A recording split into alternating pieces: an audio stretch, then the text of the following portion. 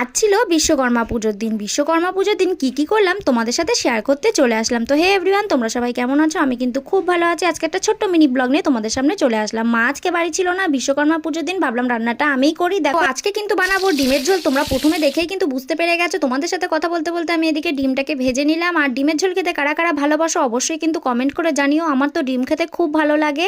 আর তাছাড়াও কিন্তু রান্নাটা কিন্তু আমার কিন্তু খুব পছন্দের। আর রান্নাটা কেমন হয়েছে দেখে কিন্তু অবশ্যই কমেন্ট করে জানিও। দেখো তোমাদের সাথে কথা বলতে বলতে রান্না কিন্তু প্রায় আমার কমপ্লিট হয়ে গেছে। এদিকে ডিমের ঝোলের মধ্যে আমি কিন্তু ডিম দিয়ে দিয়েছি।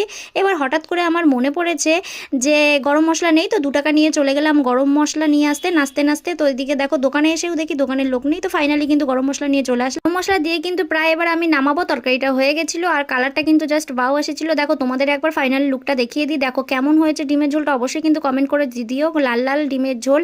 আর শুধু কি রান্না করলে হবে তা তো নয়, তার সাথে সাথে আরও অনেক কাজ আছে। এদিকে